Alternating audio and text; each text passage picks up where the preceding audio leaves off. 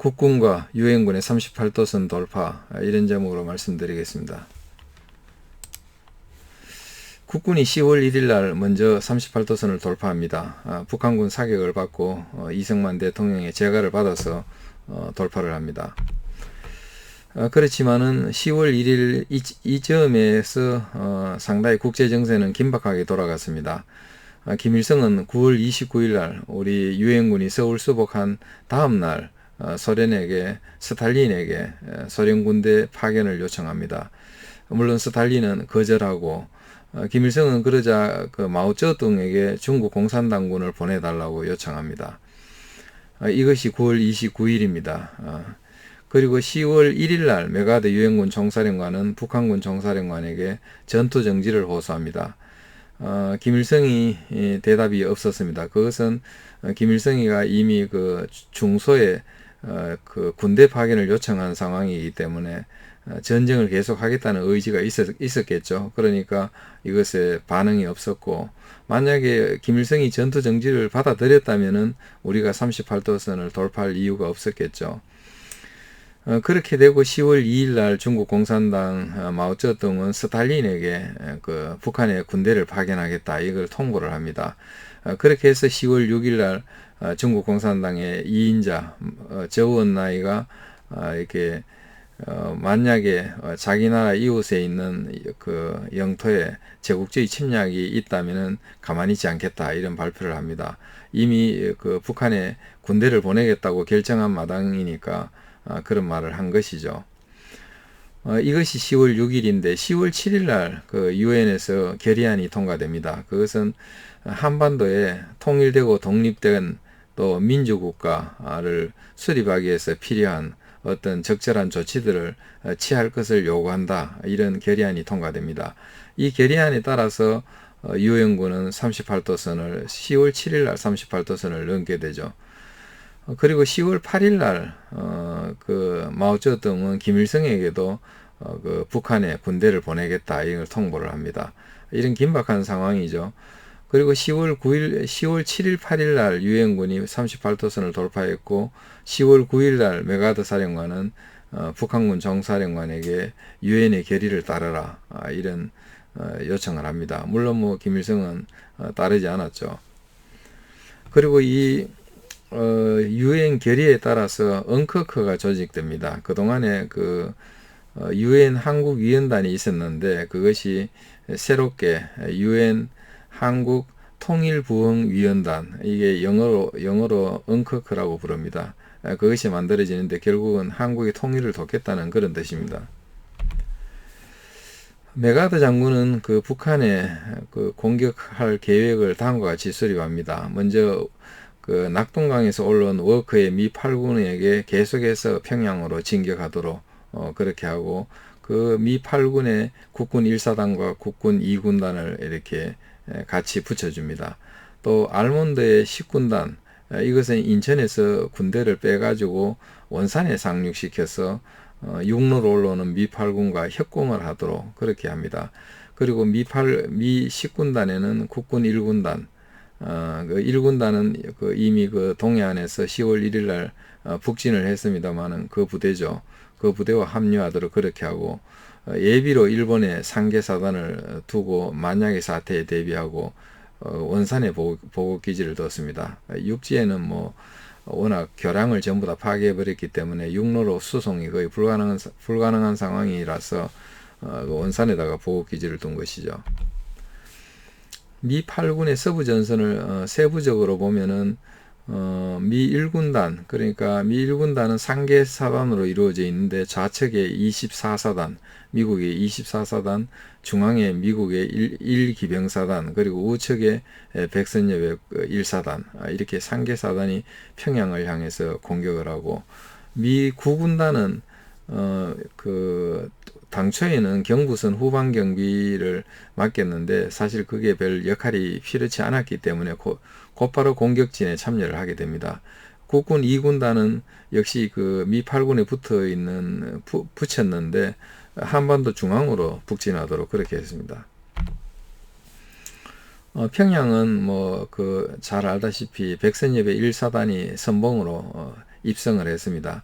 당시에 그 이승만 대통령이 평양을 그 미군에게 뺏길 수 없다. 이래서 한국군이 반드시 먼저 진입해야 된다. 그런 요구를 해가지고 이때 그 백선엽의 1사단 외에도 그 2군단에 있던 7사단 8년대가 또 여기에 참여를 하고 곧이어서 미국의 기병사단이 여기 들어옵니다. 여기 지금 들어온 진공 지도를 참고로 보시기 바랍니다. 이거는 그 미 10군단이 원산에 상륙해서 원래는 미 8군과 협공을 해가지고 평양도 점령하고 그렇게 하도록 했지만은 당시 원산 앞바다에 북한군이 기뢰를 많이 설치해 놨습니다. 그래서 이 기뢰 제거 없이 바로 들어갈 수 없었기 때문에 미 10군단의 원산이 상륙한 날은 10월 26일입니다. 원산이 10월 11일 날 함락이 됐는데 그것보다 16일 정도 더 뒤에 그 원산에 상륙했기 때문에 사실 뭐 미 8군 공격에 큰 도움이 되진 않았죠. 또 미국은 그 평양을 점령한 직후에 평양이 10월 19일 날 점령했는데 그 이후에 바로 또 공수부대를 그 숙천에 평양 북쪽 숙천에 투입을 해가지고 북한군 테러를 막고 이렇게 포위 섬멸하려고 했는데 북한군이 이미 다 퇴각을 한 뒤에 가지고 소득은 거두지 못했습니다.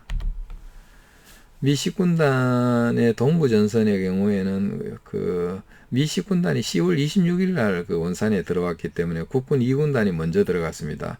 국군 2군단 3사단 같은 경우에는 해안선을 따라서 올라가고 그리고 수도사단은 좀 더 내륙 쪽으로 가고 그렇게 해서 10월 11일 날 원산에 입성을 합니다. 그리고 함흥과 흥남은 10월 17일 날 들어가는데 거의 뭐 파죽지세로 들어갔죠. 그 이후에 10월 26일 날 미 1해병사단 그리고 또 7사단 이것이 이제 상륙을 하게 되고 또 후속에서 10월 29일 날 상륙하고 그렇게 해서 장진호를 거쳐 가지고 해산 쪽으로 그 압록강으로 진격을 했죠. 미국 3사단은 뒤에 도착해서 후방 경비하고 그다음에 그 전진하는 도로 이렇게 엄호하는 어떤 그런 역할을 하고 나중에 흥남 철수를 지원하게 됩니다. 워크 중장의 미 8군은 지금 여기 오른쪽에 나오는 지도처럼 좌측에 미국의 1군단, 중앙에 미국의 9군단, 그리고 우측에 국군 2군단 이렇게 포진을 했죠. 알몬드 소장의 미 10군단은 좌측에 미 1해병사단, 중앙에 미 7사단, 그리고 우측에 국군 1군단, 그리고 후방에 미 3사단 이렇게 배치를 했습니다. 여기 지도를 보시면은 오른쪽 지도는 중공군이 본 우리 한반도 지도였죠. 중공군이 봤을 때 이제 유엔군과 국군이 지금 지도에 검게 그려져 있는 만큼 진입을 한 거죠. 그 신의주까지는 못 가고 곽산 이 부분까지 진입을 하고 영변을 지나서 희천까지 갔습니다. 그리고 또 동쪽으로는 청진까지는 못 갔지만은 청진 밑으로까지 이렇게 점령한 상태였죠.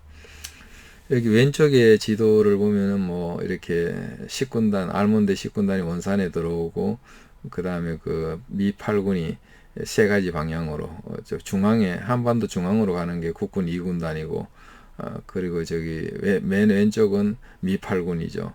그리고 알몬드 10군단이 원산에 상륙해서 장진으로 가고 해산진 쪽으로도 가고 청진 쪽으로 갔다 이렇게 나와 있습니다. 북한군 총사령관 김일성이 북한군 총사령관인데 그의 행적을 보면은 10월 10일 날 평양을 출발합니다. 그때가 평양이 10월 19일 날 함락되니까 약 9일 전에 평양을 떠나는 거죠. 또 10월 11일 날 원산이 함락됐으니까 어떻게 보면은 평양 후방이 그 차단될 우려가 있다고 생각했는지 모릅니다. 10월 16일 날 그 차를 타고 압록강 쪽으로 가다가 희천에 국군이 점령된 희천에서 반공 주민들이 들고 일어났고 그래가지고 적위령 삼형 쪽으로 해서 강계에 10월 26일 날 들어갑니다. 강계는 북한이 피난지 수도라고 할 수 있습니다. 그러면서 계속해서 김일성과 박헌영 공동 명의로 북한군이나 그 조선노동당 간부들에게 더 이상 후퇴는 안 된다라고 이야기하죠. 근데 이때 이미 북한군이나 그 조선공산당 그 북한 노동당이 거의 뭐 와해 상태에 있었기 때문에 당 간부들은 뭐랄까요, 당 수첩을 버리고 당원정이죠. 당원정을 언닉하거나 버리거나 하고, 또 본인들은 견장을 떼고 일반 평민복을 갈아입고 이런 아주 상황에 있었습니다. 폐조하면서 공산군들 이렇게 또 그 감옥소에 있던 반공 인사들을 학살하죠. 이거는 어떻게 보면은 그 소련의 비밀 경찰들, 보안 경찰들이 그 폐조하면서 독일군에 쫓겨가지고 폐조하면서 했던 그런 학살극의 재판입니다. 이것은 국군이 발견한 건데 함흥에 있는 동굴에서 300구의 시신을 발견한 모습입니다. 이것은 미군이 발견한 것인데 그 진남포, 그러니까 그 평양 서쪽에 있는 진남포 감옥의 반공에서 학살한 것인데 광산에서 죽여가지고 이렇게 놨던 걸 발견했습니다. 북한군은 사실 체계적인 그 방어 내지는 저항을 못했습니다. 거의 뭐 와해 상태였기 때문에 하는 흉내만 내고는 거의 뭐 도망치다시피 했죠. 평양은 방어사령관이 무정입니다. 그 북한군 2군단을 이끌고 동쪽으로 이렇게 낙동강까지 왔던 사람인데, 이때 뭐 이미 사기가 추락해 있었기 때문에 무정은 싸우지 않고 10월 19일 이전에 퇴각을 했죠.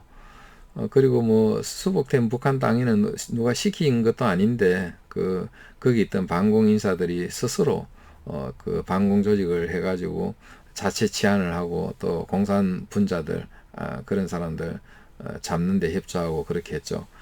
평양에 그 김일성의 수상관저라는 게 있었습니다. 그 당시에 평양 수상관저라는 거 보면은 그 양촌, 양옥, 그러니까 서양인 신부들이 살던 그런 마을에 그 집을 하나를 차지해 가지고 수상관저라고 이름 붙인 것입니다. 결국은 뭐 서양인들 제국주의라고 비난하면서도 결국은 그 제국주의자들의 지은 집을 이용하고 있는 아이러니죠. 이때 우리가 하나 눈여겨볼 것은 국군과 유엔군이 북한을 점령하면서 군대를 주둔시키지 않았습니다. 점령 군대를 두지 않고 바로 전선으로 북한군을 추격, 섬멸하기 위해서 전부 다 위로 올라가 버렸습니다. 그래서 우리가 점령했던 황해도, 또 강원도, 또 평안, 남도, 한경남도 이런 데 다 점령을 했지만은 점령지에는 군대를 남겨놓지 않았습니다.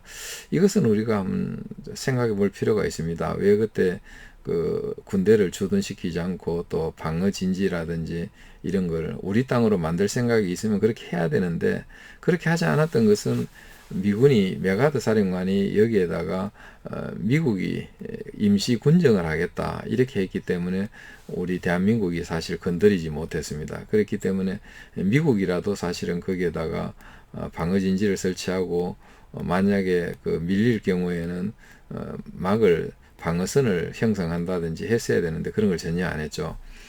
과거에 보면은 그 북한군이 우리나라 그 낙동강까지 내려왔을 때는 점령군을 뒀습니다. 거기에는 심지어는 내무서원도 두고 해서 많은 그 우리 반공 인사들을 학살하거나 또 체포해 가거나 그렇게 했고, 또 주민들을 동원해서 진지도 구축하고 또 부역도 하지 않았습니까? 그렇게 했는데 우리는 안 했다. 임진왜란 때도 일본군이 우리나라 점령해서 각 도에다가 군사를 파견하고 여지에 군대를 주둔했죠. 평양에까지 진격을 했는데 한양성에 그 당시에 일본군이 상당히 많이 주둔해 있었습니다. 청일전쟁 때도 마찬가지고 러일전쟁 때도 마찬가지였는데 우리는 그렇게 하지 않았다는 게 나중에 후퇴할 때 상당히 문제가 됩니다. 미 8군과 알몬드 10군단 평안 한경도에 그냥 군정을 실시했습니다. 군정이라는 것은 어떻게 보면은 민사 업무, 그 시빌 어시스턴스라고 해서 그 일종의 그 북한 그게 점령지 주민들에게 여러 가지 공공 서비스를 하겠다는 그런 정도밖에 안 됩니다. 민정이죠. 민정인데 사실은 뭐 그게 군사적인 측면은 전혀 없습니다. 여기 보면은 그 평남지사 김성주, 평양시장 우재순 이런 사람들 다 미군들이 임명을 했고, 여기에 또 그 민사처라는 게 먼스키 미군 대령입니다. 이 사람 필리핀에서 군정관을 했고 또 일본에서도 군정관을 한 경험 많은 사람인데, 여기 와서 수도라든지 전기, 하수, 소방 뭐 이런 서비스를 한 것이죠. 그렇게 했는 군정기간이 37일밖에 안 됩니다.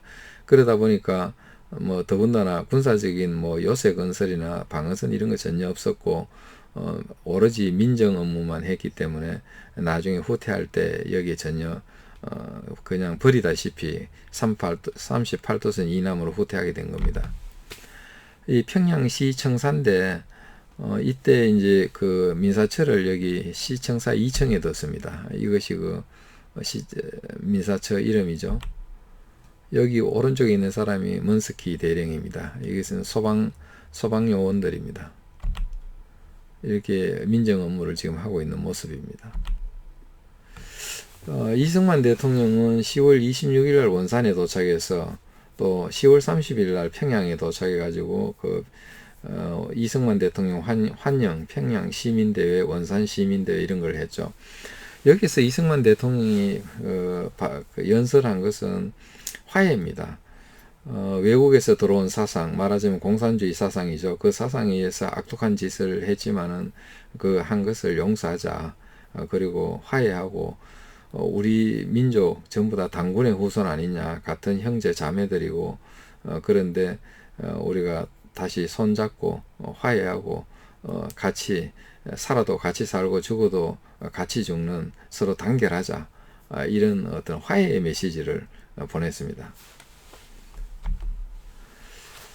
이렇게 하고 있는데 10월 달에 벌써 중공군이 몰래 이렇게 북한 땅으로 들어오고 있었습니다. 그런데 밤에 들어왔기 때문에, 또 총 한 방 쏘지 않고 들어왔기 때문에 유엔군은 깜짝 몰랐습니다. 전혀 몰랐고 국군도 몰랐고, 그래서 이것이 중공군이 북한에 온 것이 기습이 되어버린 것입니다. 요거는 이제 다음 편에서 이야기할 내용들이지만은, 청천강을 경계선으로 해서 또 장진호까지 경계선으로 해서 대체로 그 전선이 형성됐고, 그 전선쯤에 왔을 때 중공군을 이제 접촉을 하게 됩니다. 예, 이상 강의를 마치겠습니다. 감사합니다.